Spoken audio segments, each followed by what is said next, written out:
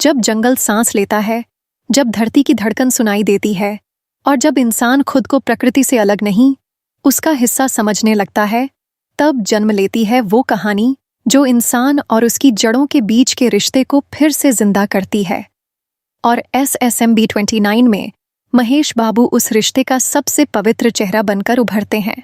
Film SSMB 29, जो कि SS Rajamouli के निर्देशन में बनी है और जिसमें महेश बाबू ने लीड रोल निभाया है, एक ऐसी साहसिक और भावनात्मक यात्रा है जो दर्शकों को सिर्फ एक कहानी नहीं बल्कि एक प्राचीन और रहस्यमयी दुनिया में ले जाती है, जहां हर पेड़ की पत्ती, हर चट्टान की दरार और हर नदी की लहर कुछ कहती है। फिल्म की कहानी एक ऐसे किरदार पर आधारित है जो बचपन से ही जंगल और जानवरों के बीच पला बड़ा है, लेकिन जब उसे अपने पूर्वजों की विरासत और एक खोए हुए जनजातीय खजाने के रहस्य का पता चलता है, तो वो अपने आप को एक ऐसी यात्रा पर पाता है जहां सिर्फ ताकत नहीं, बुद्धि, भावना और प्रकृति की समझ जरूरी होती है। महेश बाबू ने इस किरदार को सिर्फ निभाया नहीं, बल्कि उसमें पूरी तरह समा गए हैं। उनका लुक एकदम रॉ, नेचुरल और वाइल्ड है। बाल बिखरे हुए, आंखों में चमक और चाल में जंगल का जुनून। फिल्म की सिनेमैटोग्राफी इतनी भव्य है कि हर फ्रेम किसी विदेशी नेशनल जियोग्राफिक डॉक्यूमेंट्री जैसा लगता है। स्पेशली जब कैमरा विशाल झरनों, घने जंगलों और मंदिरों के खंडहरों के ऊपर उड़ता है, तो वो विजुअल्स दर्शकों को एक अलग ही धरती पर ले जाते हैं। बैकग्राउंड म्यूजिक पूरी तरह से प्रकृति के साउंड से मेल खाता है, जैसे बांसुरी, पानी की बूंदें, पक्षियों की आवाजें, सब मिलकर एक आध्यात्मिक अनुभूति देते हैं। फिल्म में एक बहुत ही गहरा भावनात्मक एंगल भी है, जब महेश बाबू अपने खोए हुए पिता के बारे में सच जानता है और उसे एहसास होता है कि जो संघर्ष वो आज कर रहा है, वो उसी खून में बहती वीरता और बलिदान की विरासत है। फिल्म का एक्शन पूरी तरह रियल और नेचुरल रखा गया है।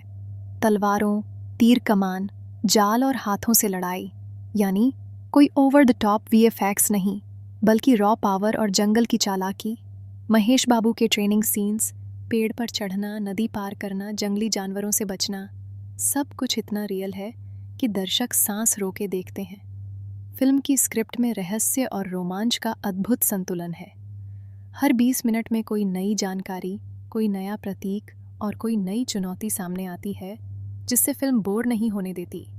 हाँ, अगर बात करें फेक रिव्यू की, तो इंटरनेट पर कुछ लोग इसे भारत की अवतार, हॉलीवुड लेवल सर्वाइवल एडवेंचर और ऑस्कर गारंटीड जैसे टैग्स दे रहे हैं, जो यकीनन ओवर हाइप हैं, क्योंकि फिल्म भले ही बेहद शानदार है, मगर उसका फोकस सिर्फ सिनेमाए ग्रैंडर पर नहीं, बल्कि एक भावनात्मक और सांस्कृतिक सफ़र पर है।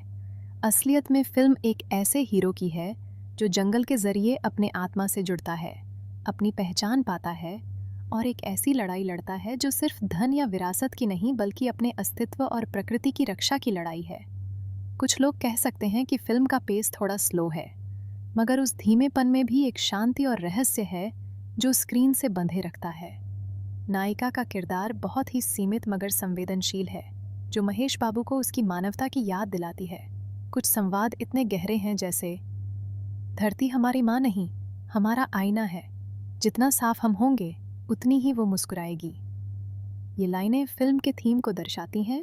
कुल मिलाकर SSMB 29 एक अनुभव है, एक यात्रा है, एक स्पिरिचुअल रियलाइजेशन है, जिसे राजामौली ने बहुत ही समर्पण और विस्तार से रचा है और महेश बाबू ने पूरी ईमानदारी से निभाया है। और यही वजह है कि चाहे फेक रिव्यू इसे वर्ल्ड चेंजिंग सिनेमा कहें या ना कहें, असली में ये फिल्म आपको अपनी जड़ों, अपनी ज़मीन और अपने भीतर के वीर से दोबारा मिलने का मौका देती है।